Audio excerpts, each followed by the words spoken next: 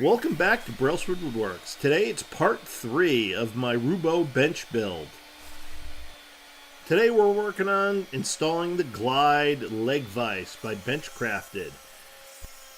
So I got the front left leg here and I'm routing in the channel that will house the scissor mechanism.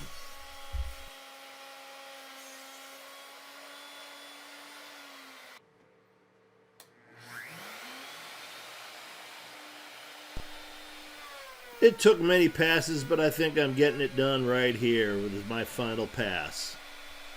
I will square up the corners using my chisels.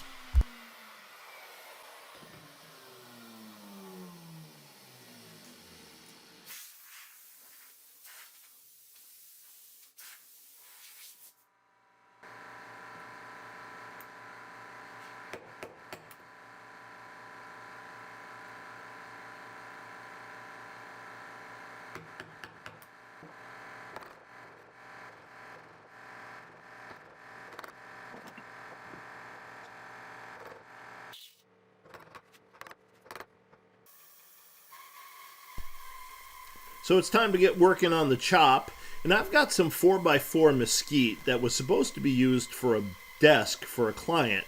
They changed up the design in the end, and I've had these things ever since. And I decided, you know what?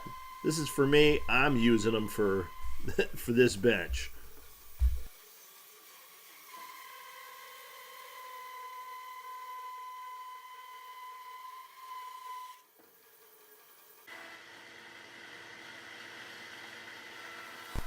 Mesquite can have a lot of defects in it, but it is super hardwood, and it really is beautiful, and it'll do fine for my chop.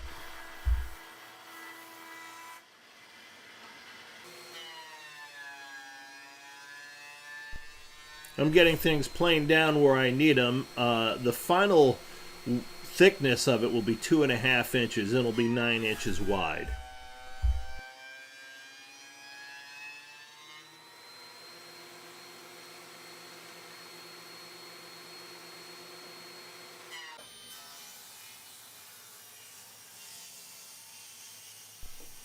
So they're finished on 3 sides. It's time to get it to a rough dimension where they can all be glued up.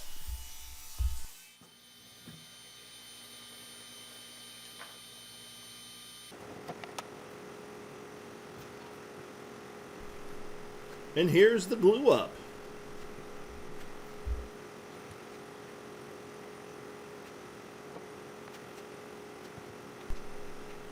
After the glue up was done, I did fill in some of these defects, or I filled in as many as I could. I used black CA glue, and again, this thing is very solid, but it looks beautiful.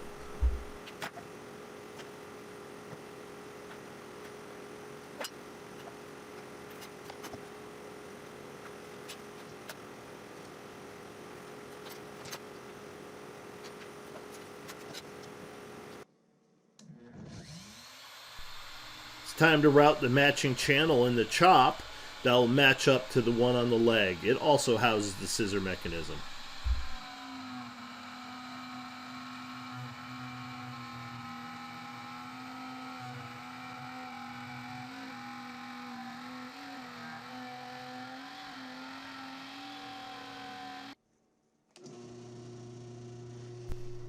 Okay, the scissor mechanism is held into the chop and the leg by a steel rod.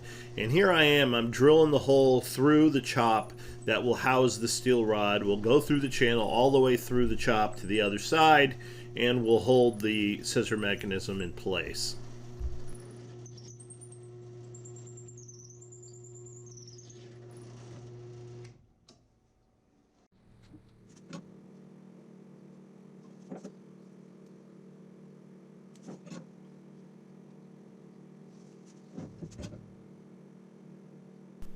Now I'm marking the location on the leg for the same steel rod.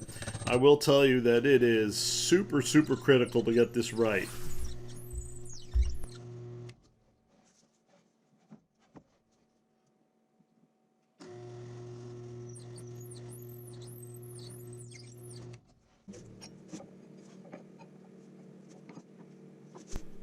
There's a steel plate that mounts at the bottom of the channel on both the leg and the chop.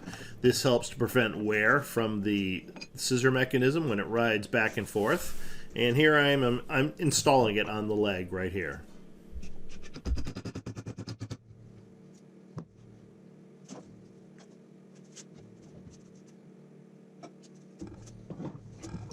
It's time for the same treatment on the chop.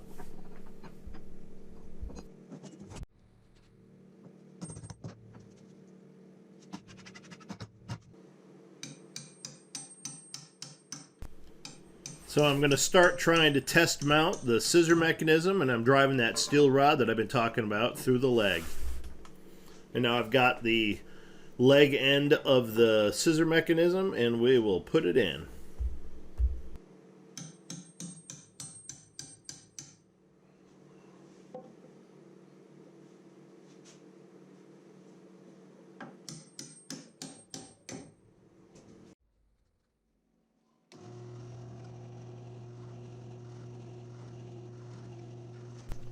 It's time to drill the through hole for the screw mechanism.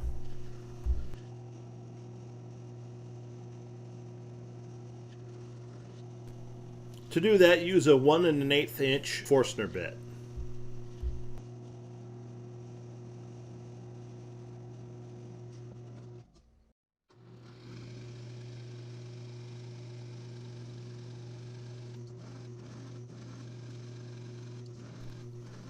The leg right now is getting a hole for the acetal bushing to sit in, and then I will drill the same 1 1/8 inch hole through that in the center of that. It called for a 2 3/4 inch bit. The acetal bushing doesn't have to sit in it exactly, it's just a recess. I didn't have a 2 3/4, but I did have a big 3 inch, and that's what I used.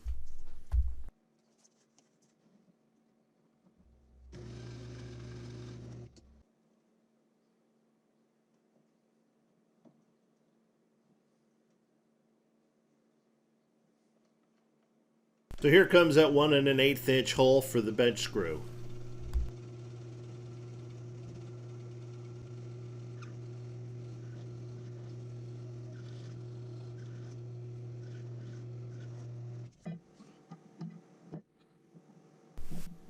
It's time to test mount the chop on the bench itself so we can get the final measurements and the final cuts done on the chop.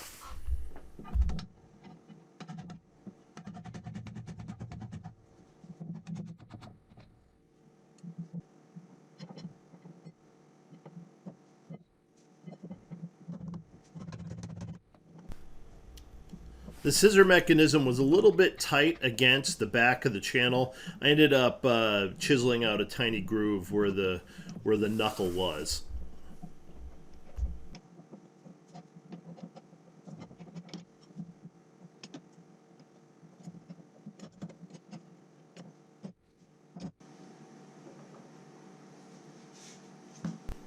So to line them up precisely, I turned myself an 1 1/8 inch dowel that I put through the holes, and that gave me that exact height that I wanted, and I was able to measure the chop to where I wanted to cut it, down on the sides and along on the top as well.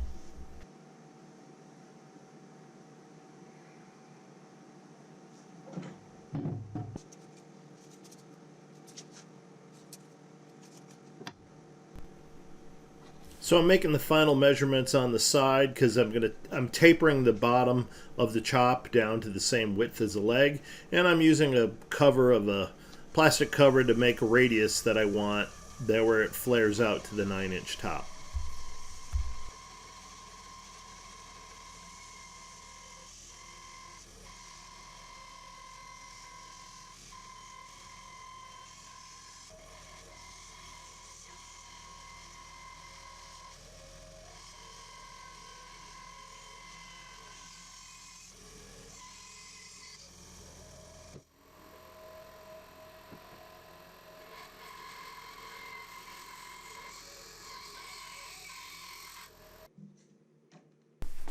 The bandsaw couldn't quite get the radius that I had drawn, so I'm using my little hand jigsaw.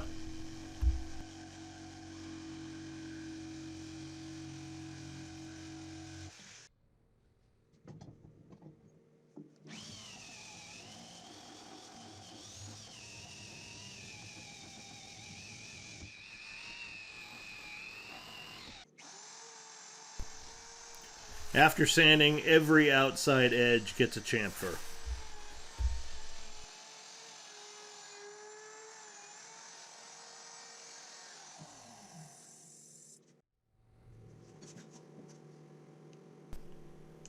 Time to put the bench screw together. I got to put the mounting plate on, then mount the wheel, which is actually quite heavy, and it requires a pin to be driven into it. If you buy one, you'll get very, very detailed instructions that you can download off their website. The instructions are 33 pages long, so make sure you have plenty of ink in your printer. I marked the location for the mounting plate for the screw itself, and now I'm drilling and tapping them. It requires a 5/16 by 18 tap.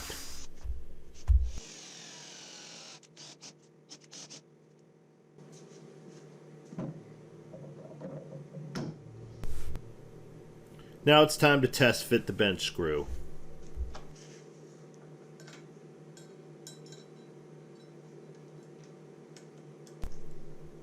The screws threaded in just fine, and they held very, very tight.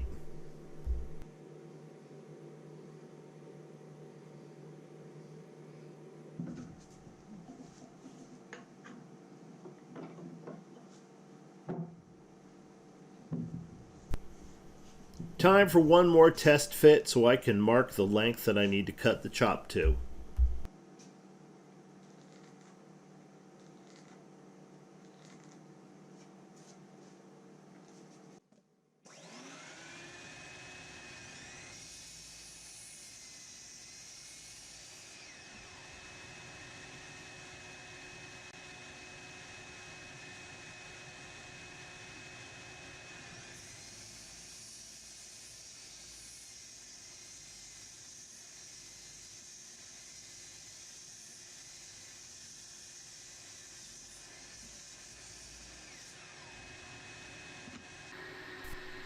Now I'm cutting that outer bevel on the outside of the chop.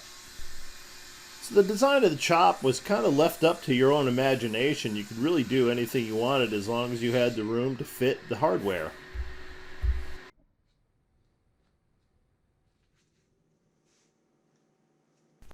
Time to add the last couple chamfers.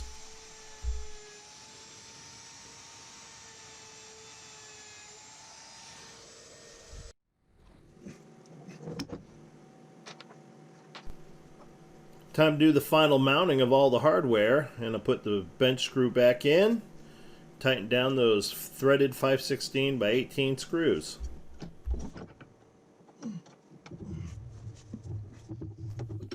If you follow their instruction, things will come out pretty well. If you notice, the taper I have where it closes in at the top is actually pretty well perfect for what they had told me I needed to have.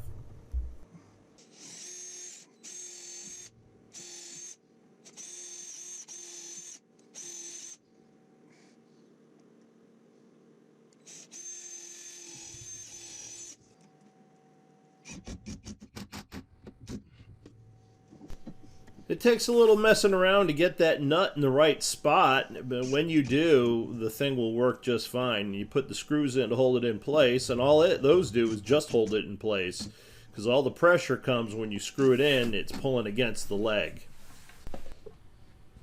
Time for the obligatory freewheel spins. So the last thing I had to do was unscrew it and then install the acetal bushing. That keeps it from rocking back and forth.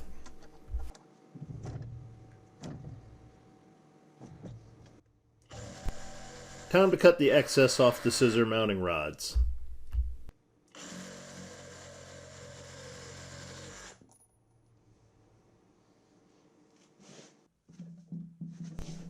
More obligatory spinning. That thing really does work amazing. I love it. Time to try it out with a piece of wood in there. The last thing I'll have to do is apply the grubber, which is the imitation suede that goes on the inside for non-marring the surface. So that's it for today. I hope you enjoyed it. I'm going to have one more video that will have the last few details that I need to knock out. So I'd like to ask you one more time to please check out my new channel, Braillerswood Woodworks Refinished, where I've taken my videos, condensed them down, and add better narration. I think you'd get a lot more out of them. Please take a look. Thank you for joining me on Braillerswood Woodworks. Please stay tuned because there's much more to come. Bye-bye.